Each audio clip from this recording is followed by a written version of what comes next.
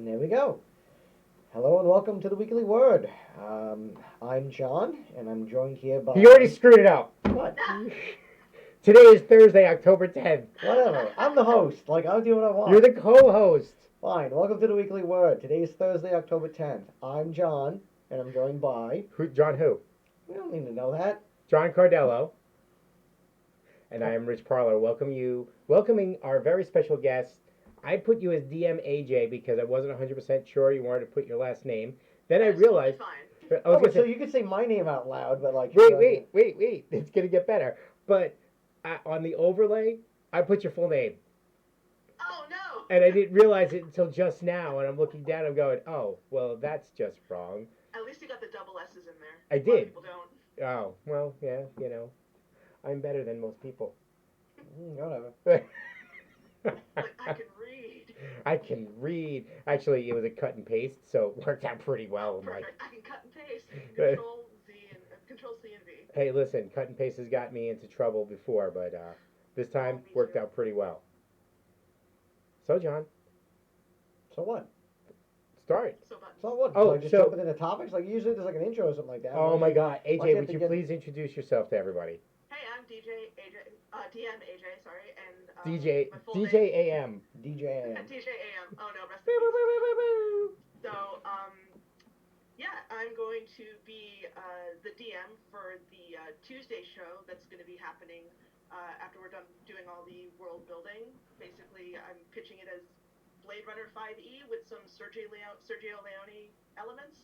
So we'll see how that goes, and I'll pass it back to you, Rich, for the No, I think that's great. It's good to point out that I don't think there's going to be much world building before we jump right into playing, because you could, since we're starting at first level, right? You can jump right in to start character building. If you get the players, we have time to do world building.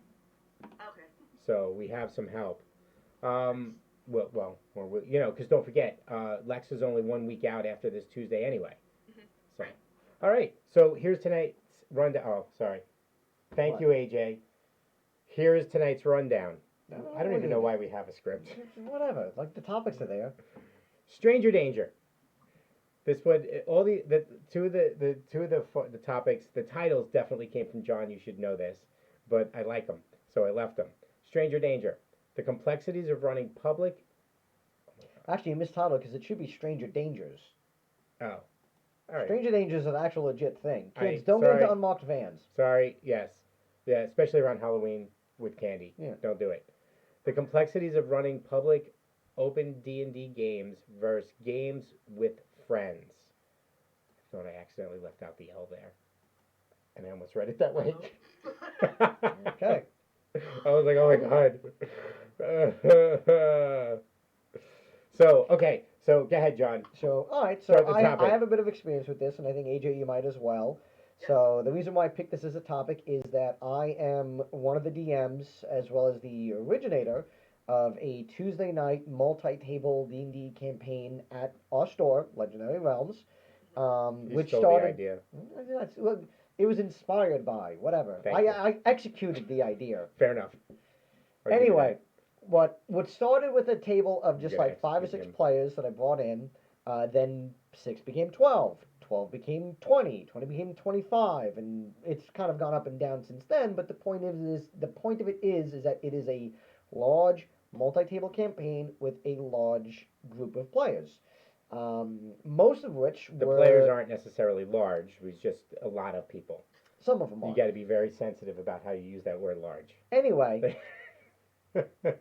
what I was getting at is that a majority of the players did not know each other before joining the D&D campaign on Tuesdays. Some of them were friends who brought their friends. Some of them were strangers who, became friends through the games, which, was great and all that stuff.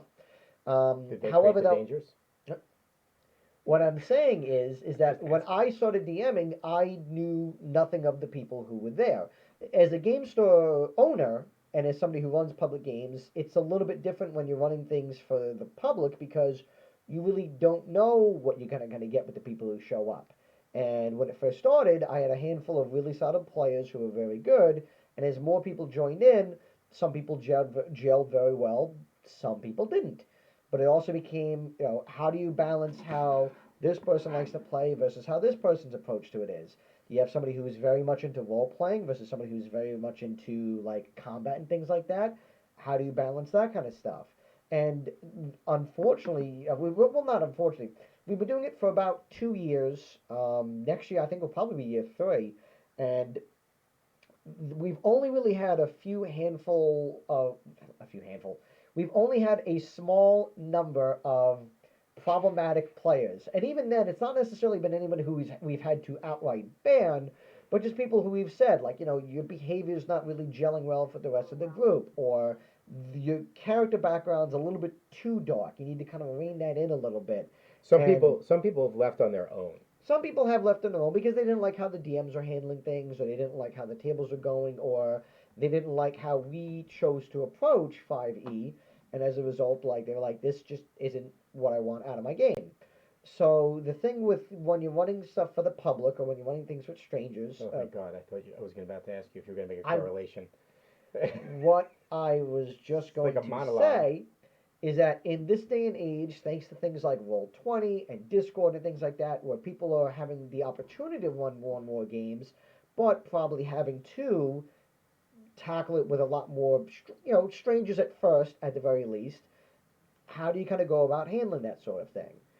Now, I mean, if you just want to give your ideas first, I can give you some of the things that I've, like I said, encountered in a little bit more depth. But Rich, have you ever had to run? Well, I mean, you've run games at cons, which even that's a little bit different because that's really just designed for like 4-hour sessions, 2-hour sessions, things where in and out, you kind of have to still balance that in itself. But this is not like a multi-week long, month long campaign where like you're going to be seeing these people on a What was that regular for? I was basis. pointing at I thought you were doing your middle finger. No. Because AJ can't see your finger. No. So, like I said, what are your thoughts on the overall idea? So I think it's a broad topic about running public games. Running at cons are in fact public games. What you're specifically talking about, running public games for the long term. The thing is that I've run games with people who weren't friends long term, and I just like they were strangers to begin with, and you get to know them. Doesn't necessarily mean you become friends with them, but some of those games have started and they've trailed off after a while because there was no you stuck with it because you were doing it for the store, right? But I think you bonded and became friends with some of those players, not all of them, but some of them. So you have a mix. But running public games and then we'll hand it over to AJ because she's recently run some games at cons. That's where most people are going to get their experience from. Most people don't own a store and are running long-term campaigns for strangers. Although it'll be very interesting because AJ will be on Tuesdays. Um, I think it's harder. It's easier if it's the DM that doesn't know just the players than it is for nobody to know anybody. That's more difficult, right? Because how do their personalities mesh with each other at the table? And you're the DM. You've got to lead that effort. You've got to make sure that they don't go and beat it. They're not belligerent about each other, and make sure that everybody enjoys themselves. It's tough, and you got to call it out. What's been your experience, AJ? My experience, my first ever experience, pretty much just being a part of a table. We had a player who would constantly derail the game for their own character needs. They would just want to go on shopping trips by themselves and had a very, very specific thing that they wanted to do, and it derailed everything on a weekly basis to the point where the players had to be like, we can't, we can't. This isn't just about you. This is a collaborative effort, right? Pretty much. But running, I haven't really had that many conflicts with players as a DM. I think it's just kind of trying to wrangle a bunch of people who don't actually know each other, because I've DM'd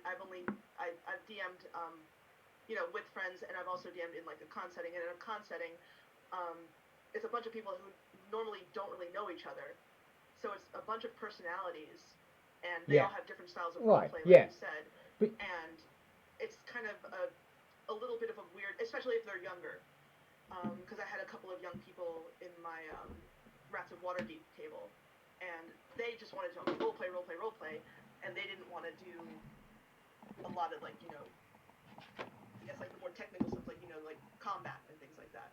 Right. So it was kind of I feel like a weird taskmaster trying to wrangle a bunch of personalities together so they can all so everybody can have like a good time.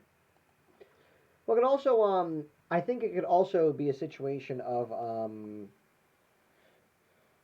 sorry about that. I think it also could be a situation of like, I mean, granted, you could also run this into a game with friends, but one person kind of becoming the energy of the group, even if, let's say, inadvertently, of if you have somebody who's a very outgoing role player, and then some more players who are a bit more subdued, or maybe aren't very comfortable with it, so they kind of fall into the background, and it's like, well, you didn't really set out to make this person the face of the group. It just, a lot of the times when they needed to talk or interact with somebody, they were really just the first person to step forward, or like they were the only one willing to kind of put themselves out there. So it's like, how do I get like the, not necessarily introverts, they're at a social game, but how do I get the people who are more withdrawn to kind of at least kind of take a more proactive approach and say, hey, like, so like what I try to do is in a lot of instances when I'm running stuff on Tuesdays or just when I'm running games, if there's somebody who I've noticed isn't really engaging as much or hasn't really done anything in a while, I'll say, what is your character doing right now? Or, hey, this is happening to you at the moment. How do you going to balance that? Or, while these guys are doing their thing, let's do something with you. So let's jump to the other side of this coin. All right. So I think that we understand the complexities of running for strangers. That's there. Any DM who's ever run a game ever can tell you that. Friends can be just as complex. I think when you're running with friends, people are more. I think people are more ready to kind of just be jerks to each other sometimes. Like you feel more comfortable being a jerk to like your friends. That's true. That's true, and to an extent. But however, it's also sometimes an invitation to become rules lawyers and give the DM a hard time, even a little too much sometimes. And I find that sometimes friends games can stall just as much as stranger games, and maybe crash and burn. I've had a few of those over time. Stop looking at me like that. I'm not talking about you. What have I was looking at you to pick up on the story, John. What about the time like one of our players No! stabbed the Castellian and then turned into a cloud of mist? Oh my God, no! But that was pretty funny. It was pretty funny. Yeah, we were playing Keeping the Borderlands, and one of our players got really upset because it was a 1E game and it's very dangerous, and you'd get killed constantly, and like it's very in the older versions it's extremely expensive to get resurrected. So the only way it would work out would be the church or whatever, and they're like, well, hey, we're kind of taking out all these monsters, we're doing all this stuff for you, so it's like maybe you can cut us some slack. And they're like, no, you're just gonna pay us all these thousands and thousands of gold. So one of the players is like, screw that. He stabs the king. Like he leaves a forged note saying that Castellian was in charge of an evil cult, and he had a potion of gaseous form. So before the guards could catch him, he just turned into mist and got out of there. Funny enough, spoilers for a module that's like 30 or 40 years old, the Castellian actually is the leader of an evil cult, but the player didn't know that at the time. So, even though the king was dead, they at least got the cult before they did anything too majorly bad. So I also find that players' friends seem to take advantage of the fact that because they're friends, they think they can do whatever they want to the party. Oh yeah. And wind up with player against player. And like that's when Dan cut off Anthony's hands. Yeah. I kind of didn't want to play that game anymore. He had no hands. Yeah, it was gross. It freaked me out. Anthony did have it coming a bit, but I don't care. We were supposed to be a party. Well, yeah. But I wasn't specifically talking about those things. Those were just funny instances. I just meant in general. I was really just heading it off to you because I know that you've had games with friends that have fallen apart because people just become jerks. I think it's a matter of like friends people can be jerks too. It's a matter of like how serious people want to tackle it, and that's kind of the problem. Is that like when you're playing a game with friends, it's very easy to Look, my get friend. distracted, or I don't know. Every time it's football season, I feel like a lot of people kind of just clock out. I don't know what you're talking about. By the way, there's a Thursday night football game. I don't care. It's football. It's stupid. Sports are dumb. You're dumb. Sports that are not kickboxing, hockey, or possibly like monster truck rallies are not interesting. Opinions on soccer. Uh, In 4 years, I mean, soccer's fine. At least it's like it's very. You're just saying that because coordinated. AJ said that she liked it. That's it. That's the only reason why you're saying it. Well, I know people. I know somebody who bought right. playoff tickets for baseball. It's All like, right, Elmo. Whatever. Enough. Let's move on. That's what Elmo stands Yeah, for. I know. All right. On to the D&D tip. No comment? Oh, that's right. You're not Morgan. Never mind. Don't be afraid to try something different and new. This one... So Smurfy just wants to point out, I'd just like to address the comments. Smurfy points out that Morgan has lost a lot of hair tonight. It's true. And she's wearing glasses. But her lipstick is great. John put it. Chapstick, whatever. You're snatched. Yeah. Gods. So don't be afraid to try something different and new. This is something that, unexpected this week when AJ and I met on Tuesday night to start talking about how she was going to run her show, how she was going to run her game, and what type of game was it. And I was like, okay, so what kind of world? And I was about to start taking notes, and then AJ said, 5e Blade Runner. right, completely. Yeah. I'm not saying that there's anything wrong with that. Fear in Rich's eyes. My problem was, and I explained to you what my issue was. My problem is I thought we were going to have to go back and reskin everything for future. Yes, Mike has always said that we, our partner Mike from the store has always said D&D, the system can be used for anything, and he's right, absolutely can.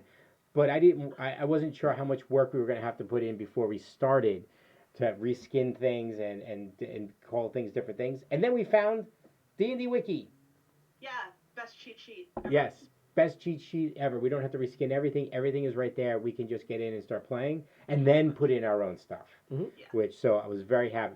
The fear went away when I started Googling stuff. I think the thing that people always get confused about or try to figure out is like working with magic, because it's like everything else. Everything can easily be adapted to something else, except how do you reskin magic to be like laser blast? And it's like, well, we don't have to.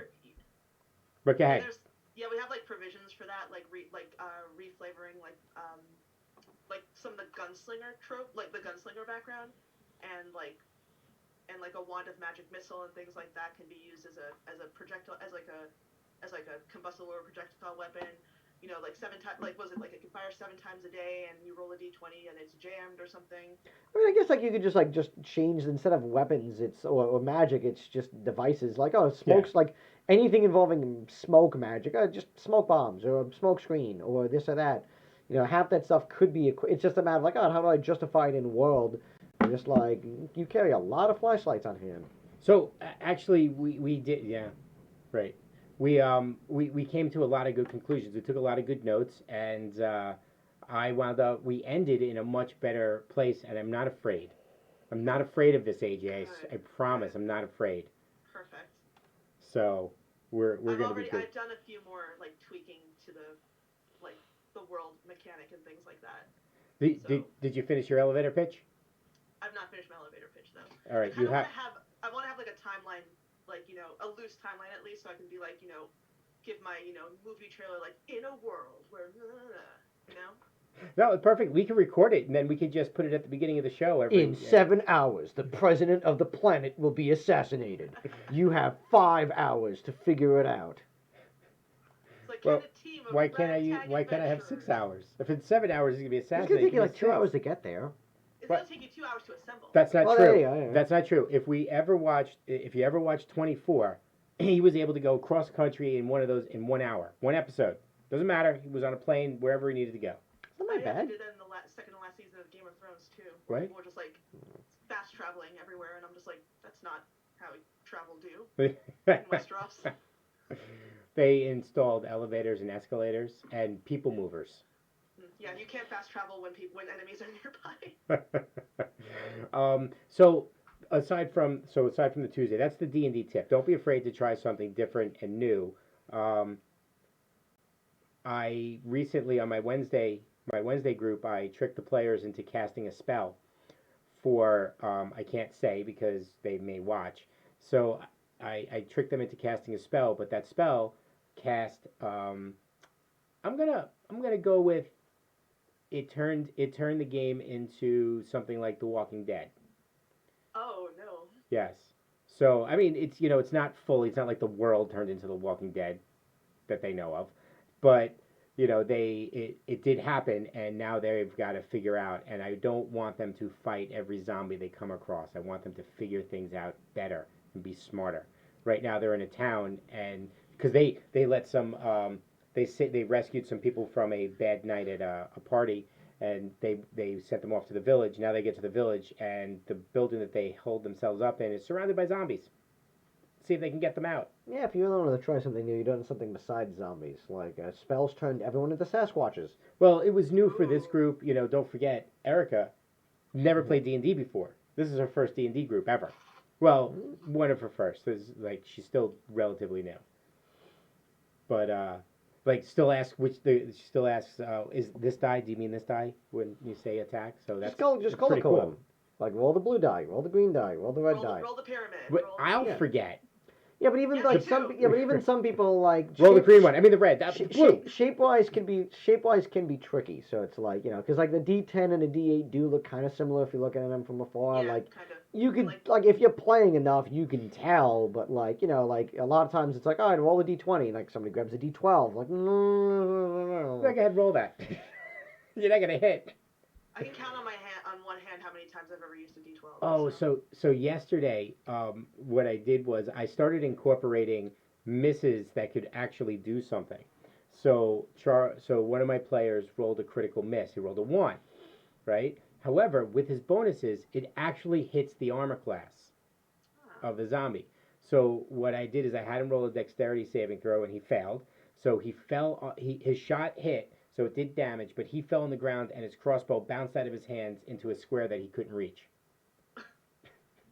So he was prone and weaponless, but he still hit. Mm-hmm. So it was pretty cool. What about you, John? Something different and new? Well, I'm actually thanks, AJ. No, I'm just kidding. Go ahead.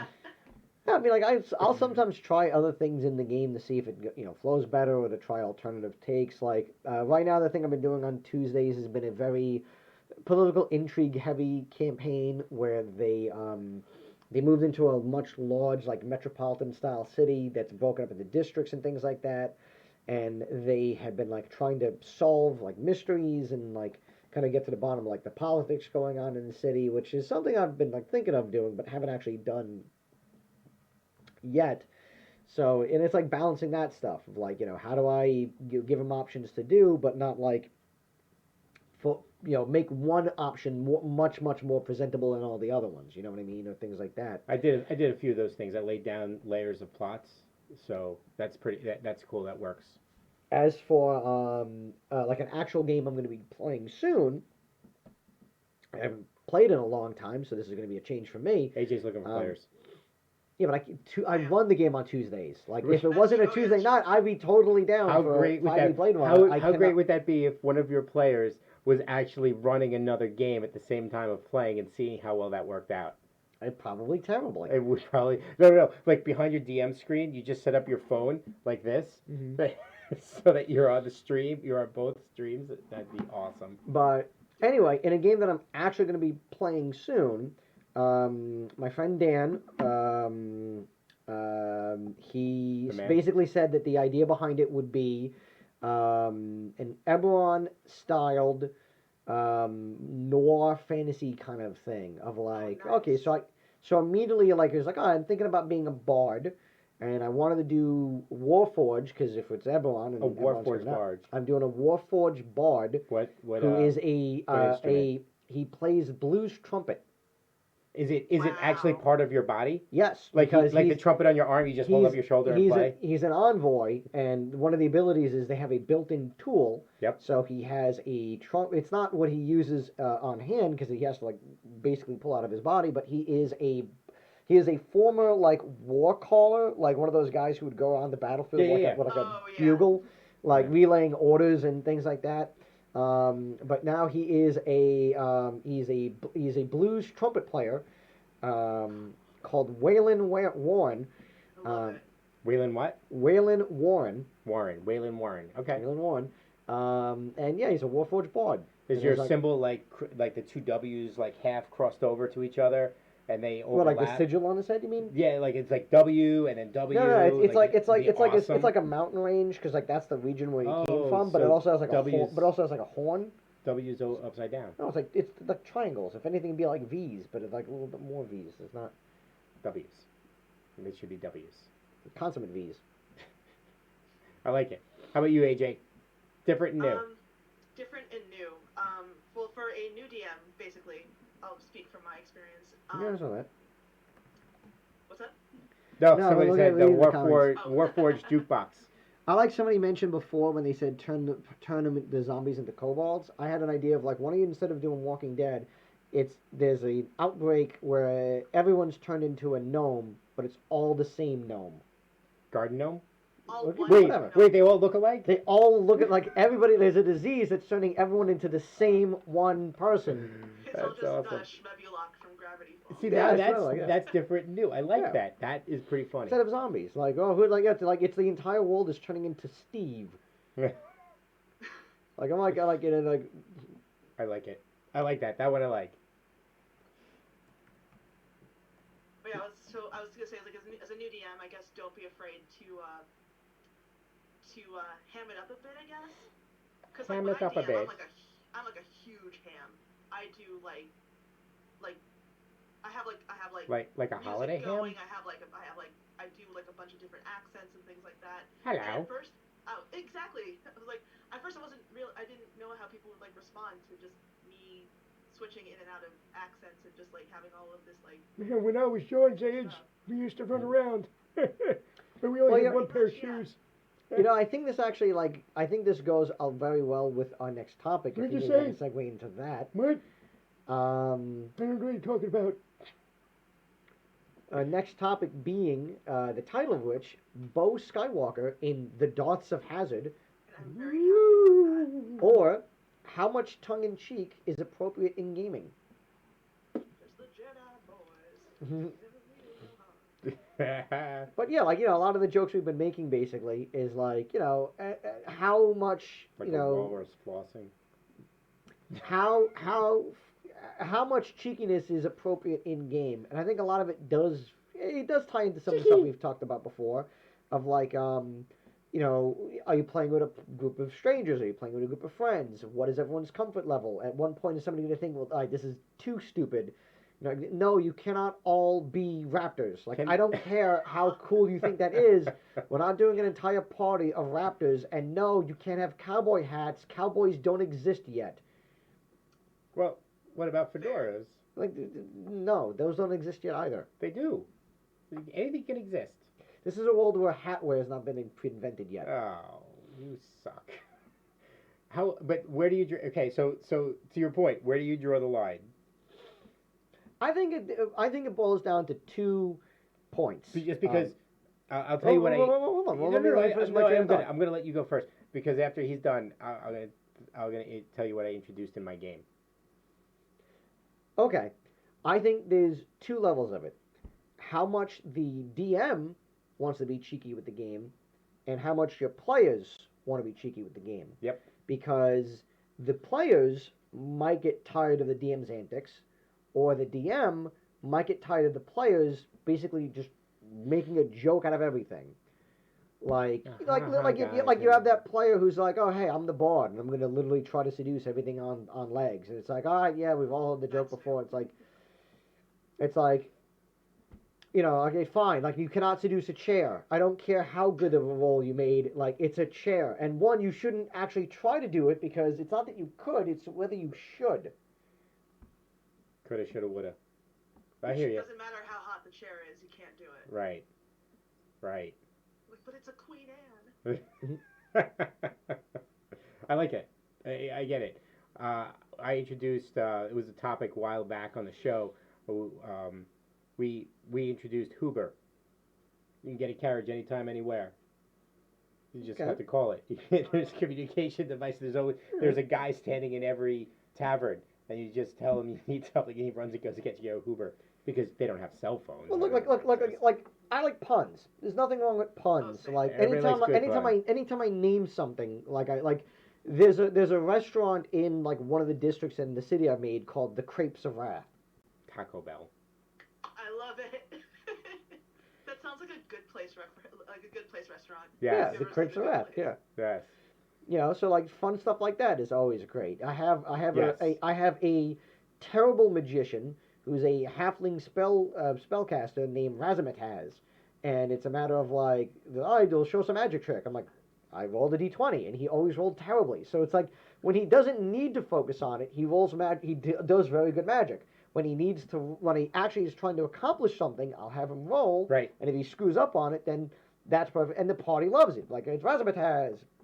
And like, like nothing. Like, and then he'll put his hands down to his sides and then he'll go. So it's like, yeah, but like at the same time, like if it's in like an important scene, like one of the PCs is like, like fleshing out their entire backstory, I'm not gonna have it where like I'm making fun or belittling that, you know what I mean? So it's like, like I said, it a lot of it really boils down to where everybody I think kind of draws the line, and like I've had to sometimes rein players in because it's like, all right, look, this is a little bit too blue. Do you have an example? Yes. One time the party slayed a gorgon, not the snake ones, the steel bull things. Oh. And they decided to kind of take huge parts of it off, like take the horns off, literally, kind of rip off some of the sheathing or whatever. Well, they did. They actually did take a certain portion of it off that they wanted to use as like a keg tap. And I'm not going to say what that part is. I'm sure you guys can probably assume at this point. I'm like, oh, okay, like we need to like. You didn't sketch that. Did nobody sketch that? Did they? No, they did not. Good. But they did name the name of the. They did name a bar in the town that they made after said thing. So it's just like, okay, like fine, that is what it is called in the game.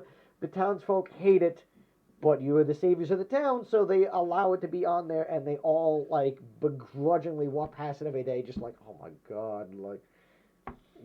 But I think that's a good way of approaching that. And like if something's being a little bit too cheeky, like you could kind of put a lampshade on it, and it's like, all right, fine, like you'll get away with the joke, but know that like, it is a joke to you. My old GM used to introduce a franchise of taverns. I was a ranger, and yes. So the ranger that I was telling you about on Tuesday, right? My first ranger, the ranger I really liked. So every town would have a tavern called the Strangled Unicorn, because the god in the Forgotten Realms, Maleki, symbol is the unicorn, and that was always the tavern that we had to go to meet, and he would do it every single. They're a franchise. I'm like, this is ridiculous. You can't meet at the Strangled Unicorn. I refuse to go in. It's Chris, by the way, did it. Well, what if it's just a really cheesy, like even the people who work there, like, welcome to the Strangled Unicorn. No. It was the most popular. He's like, place. how can I make your evening magical? And it's just they have like a very strict script that they have to adhere to. They have their own birthday song. It's a fantasy TGIF. It's like, yeah, it's like oh god, like I gotta go. Like I'm gonna have to wear that stupid like rubber hat, like the horn. And I'm gonna like, and all the halflings. They wear a horn and a noose tie. The halflings, yeah. Like, that's dark. That is great though. It's the Strangled Unicorn. What do you want? I think the best way I can describe it is, and I've seen certain, cons pull this off, is like just some way of saying, all right, no. Like this is a little bit too far. Because like if it's a DM doing it, it's like, all right, then unless all the players are in agreement, like it can be rough. If you're like, look, I'm not super comfortable with some of the jokes going on at the table, but you got to be willing and able to say that, and that can be tough if you're a player in a group of other ones. I've seen a lot of horror story threads on some of the D&D subreddits, where it's like, hey, I'm in a group of people and my DM is making me really uncomfortable with the way that they're running their game, and he's introducing elements involving female players that I'm not comfortable with, and I'm afraid to speak up. basically, what can I do? You had that. Sort of. Like yes. I'm sorry. I had I a didn't want to have to situation. jog you, but No, yeah, no. there I was was a trying to remember situation. the exact context. Sorry. I had a situation with a table where there was well, it was I actually didn't mean you personally. no, that's fine. Well, I mean, it was twofold. I had Two a well, folds. I had a couple of players who joined briefly who said that they were, and this is not necessarily tongue in cheek. This is more like just like I think this is kind of getting into more like appropriateness or comfortability. That goes back to stranger danger. Well, yeah. We got a call back. Kind of, yeah. We didn't have first call back ever. This is a group of players who are like, we came from a previous campaign where the DM was more or less saying like, hey, the king of this place is kind of saying he's like Hail to the he's king, doing baby. certain things with you, and you're gonna get pregnant from it. And it was like, a whoa. prima nocta thing? Well, yeah. And then there was something of like in the game there was a DM who decided to do certain story things which made some of the players uncomfortable, and it was like, all right, like that was a line that, like, was not like the players were not expecting it and were not cool with it. So I was like, all right, look, this is off the table, like, permanently across the board. Like, new rule of thumb, like, this specific thing is not permitted at any table unless the actual players come forward and say, like, hey, this is where we see this going through. Right. And even the end might be like, that's not going to be at the forefront. Like, that could be something that might happen, but, like, this is not going to be what the adventure is about. I mean, and that could kind of, getting back to the whole tongue-in-cheek thing, like, yeah, like, if let's say the player's like, no, we don't like the idea of this thing called the Strangled Unicorn and this fake fantasy TGIF. It's supposed to be a very serious and mature world, or like, hey, like, this is a bit too dark. Like, we kind of feel like we need some levity here, and we're just not getting that. Do you hear that, Chris? You should have listened to me. I never liked the Strangled Unicorn. I know, I'm in favor of the Strangled Unicorn. I'm just saying, You like, shut you have up. to. We're But, giving Chris a lesson. Listen to your players. I'm a Strangled Unicorn centrist, so. Aficionado. But like I said, but you have to do it in a good way. Like I said, like him saying like, oh no, there's one in every town. It's like then I would lean into it of like, okay, like, yeah, there's one in every town. Everybody hates it. It's just like, the person who the person who founded it got a wish spell, and they wished for the most well-known bar in the lands. And it's well-known doesn't mean the most favored or popular in the lands. It could be the most infamous. Yeah. So what I'm going to do is I'm going to change that character over to an assassin and I'm going to go and burn all of the Strangled Unicorns. They are magically protected. I may even burn some real unicorns in the process. How about in the Tuesday game, in the plains setting outside the cities, there's just the burnt out husk of a Strangled Unicorn franchise. That would be awesome. That the players can, like, further destroy if they so wish. One of the story missions is you're trying to help a guy who's down on his luck try to, like, rebuild his franchise, and only at the very end of it you realize, oh no, he's trying to bring back the Strangled Unicorn. He secured the rights out of whatever it is, like I don't know, copyright deadlock, and he's like, great, I finally done it. And then, like, a week later, the Strangled Unicorn, and you're like, what the hell is this? And then out of nowhere, because I won't be on the stream, I'll be behind the scenes, you hear, you son of a...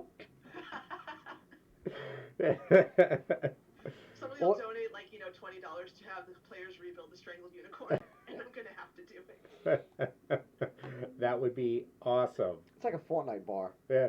That could be a goal, like, donate $100 to the stream to rebuild the Strangled Unicorn. Hey. Yes.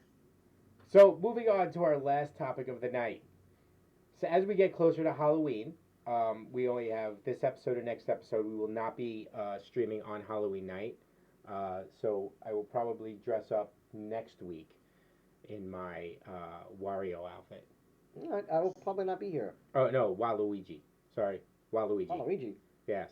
That was the costume that Morgan picked for me to dress up in, so that I picked that. Creepy phrases your NPCs can say to the party members. So this is from Faror. I hope I say that correctly. Faror _D&D, also known as Amber Queen of Dragons on Twitter. So she writes creepy phrases. By the way, if you follow her, she's a nurse, and sometimes she shares stories in D&D fashion, like from real life in a D&D type fashion, and she puts the conversations back and forth, but she puts it in. It's just funny, regular conversation she has. But creepy phrases your NPCs can say to the party members. Are you always such a deep sleeper? Is it already too late for one of you to for one of you? Oh, it's already too late. All right, I can screw it up. Your armor is well made, just like your skin. Thank you for your purchase. I'll be seeing you again very soon. Let's see. Well, yeah, especially if if you're in the Strangle the Unicorn and you know there's going to be another one, just 5 more.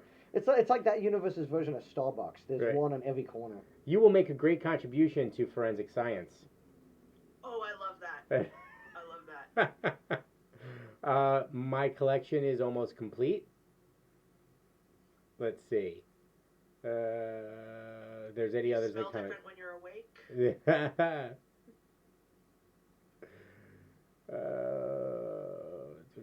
That one's not really that great. No. My goodness, your eyes are so moist. That's kind of creepy. Like, isn't everyone's though? That's kind of the point.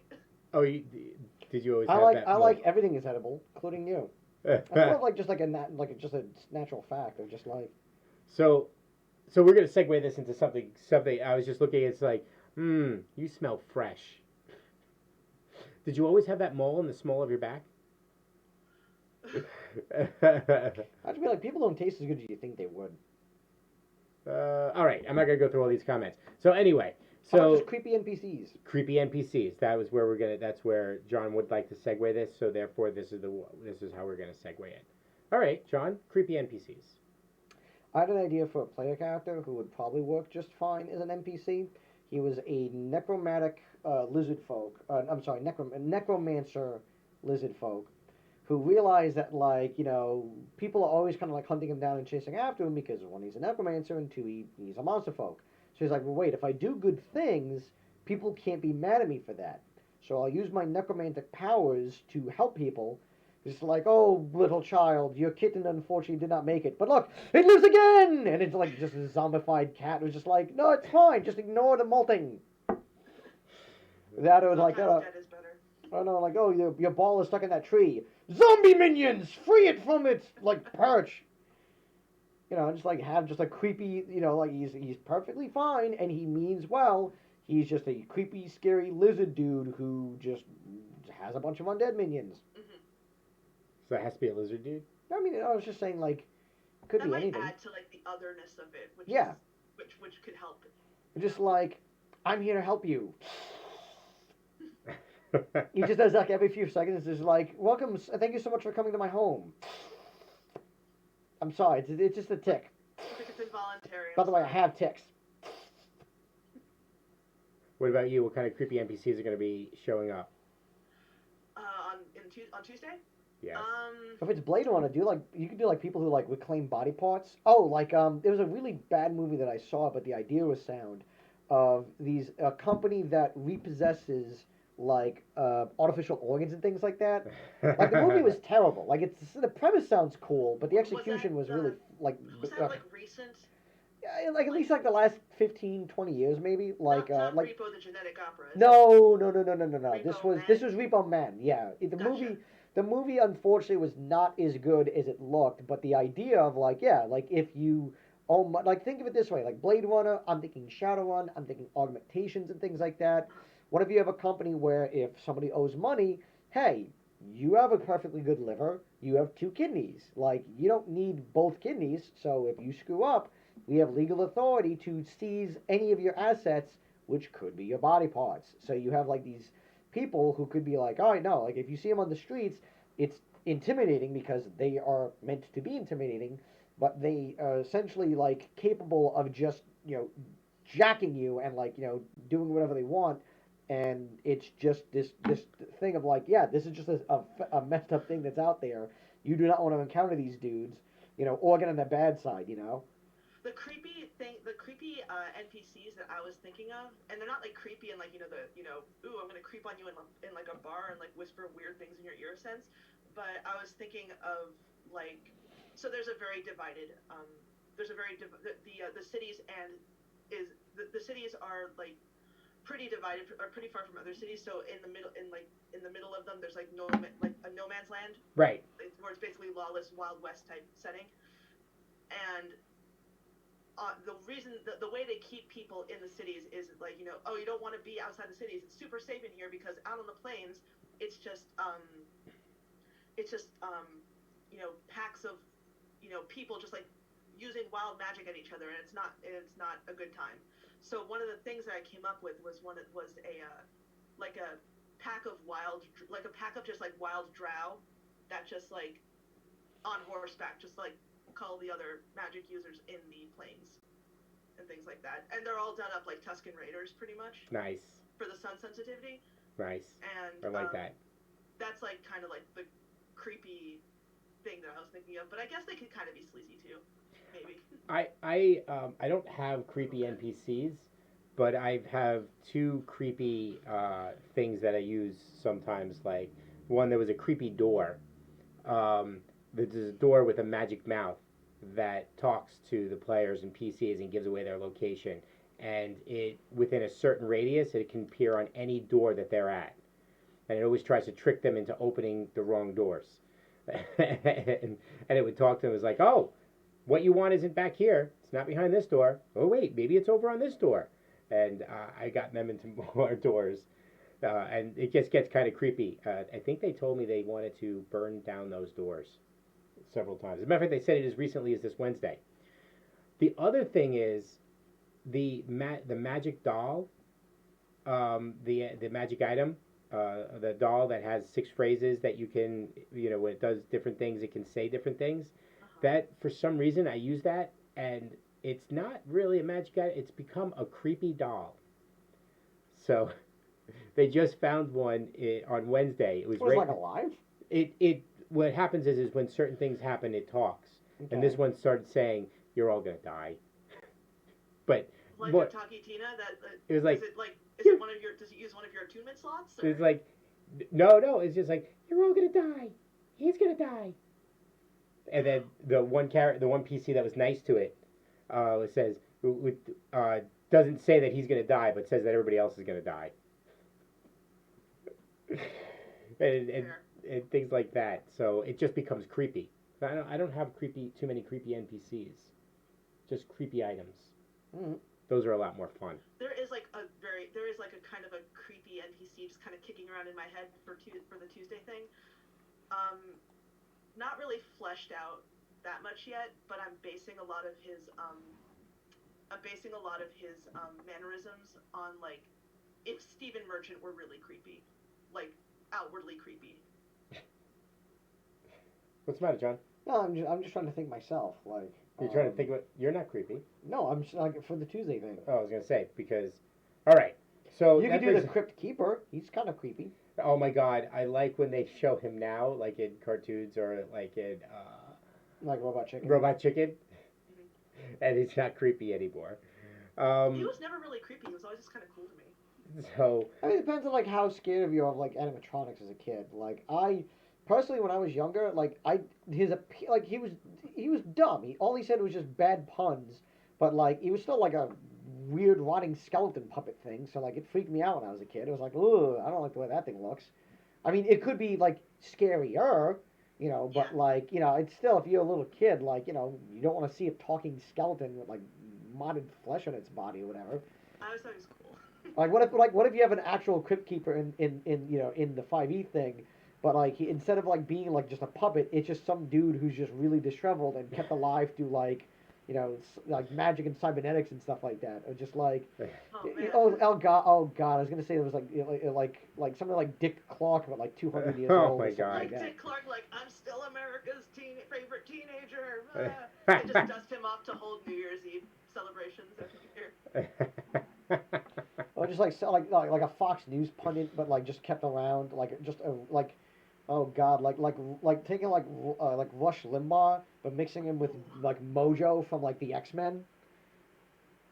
Mojo's like this giant fat blob monster dude on spider legs, who's all about like television and ratings and things like that. Mhm.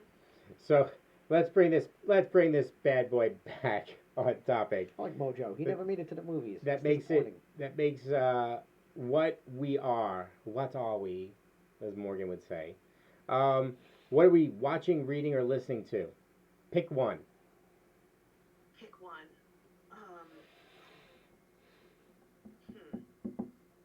Listening to. I've been really digging on Prequel, the latest record by Ghost, Okay. and the accompanying EP, 7 Inches of Satanic Panic, which is done in like an Arthur Brown kind of retro metal, psychedelic metal kind of style. It's Nice. really, really cool. I highly recommend both. Nice. Prequel and 7 Inches of Satanic Panic. All right. What about you, John? What are you listening to, reading, or watching? I haven't really been watching anything. I mean, there's tons of stuff I want to watch, but honestly, just never find the time. I usually listen to a lot of podcasts. I got back into Welcome to the Magic Tavern, which is a really good podcast. Well, have you ever heard it? I'm just no. This is what I would do. Welcome to the Magic. Is it Welcome to the Magic Tavern or Tales? No, I think it's Welcome to the Magic Tavern. Welcome to the Magic Tavern is a guy gets transported through a portal behind a Burger King into a fantasy world, like a D&D style world, but he still has enough of a Wi-Fi signal that he broadcasts a podcast from the other world.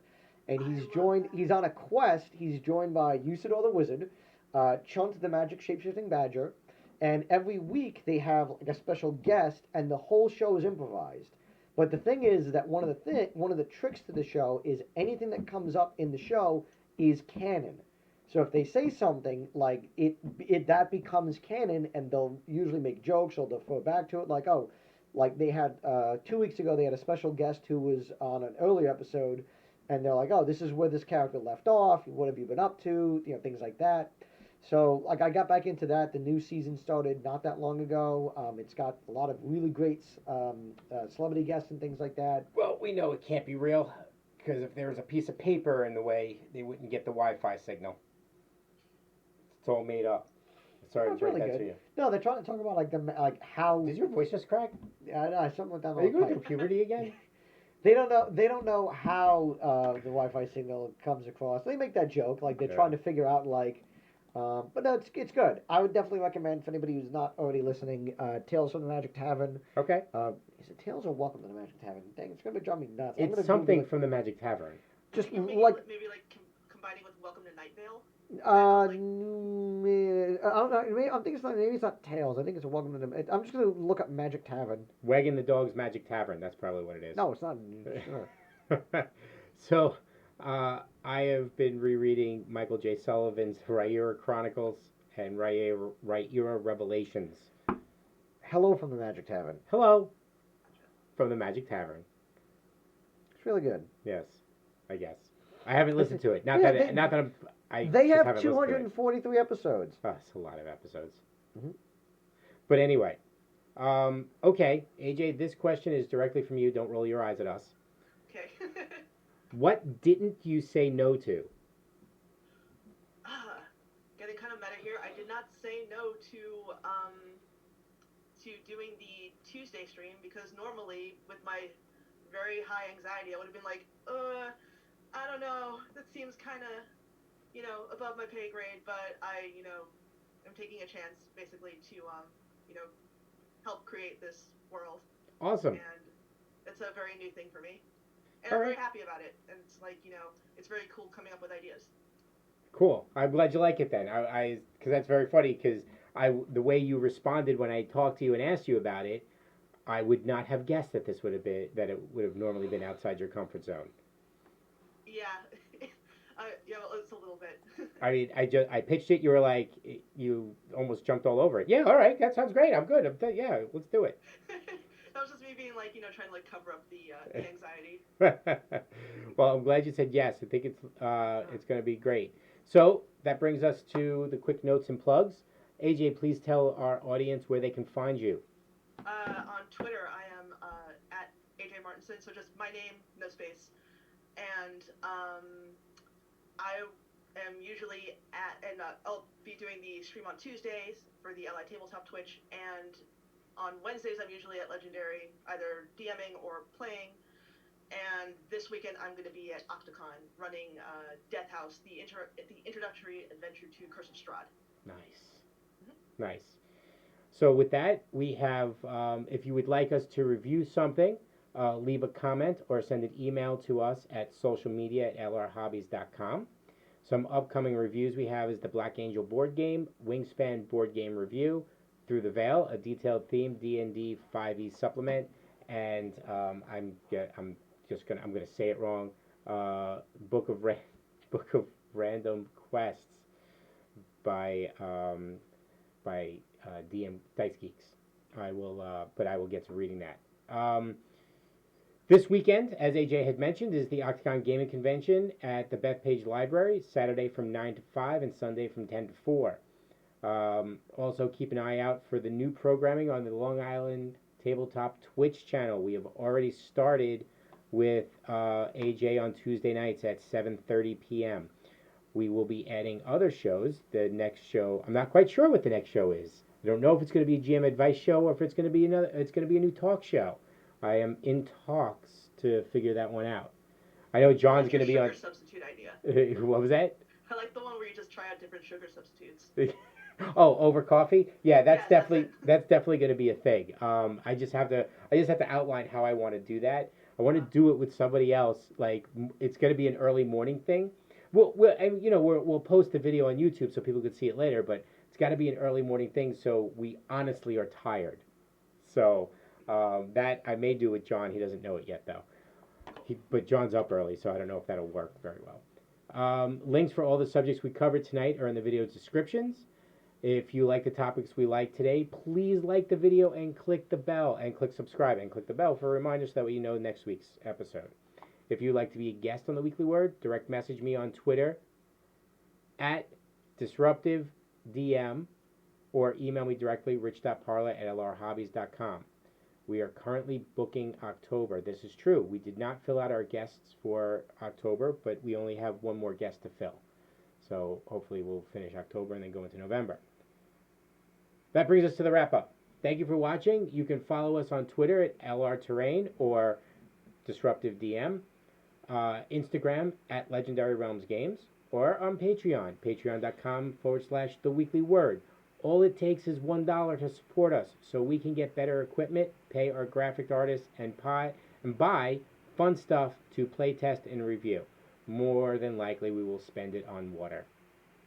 I'm not going to lie. Hydrate, folks. Yes. I am Rich Parla.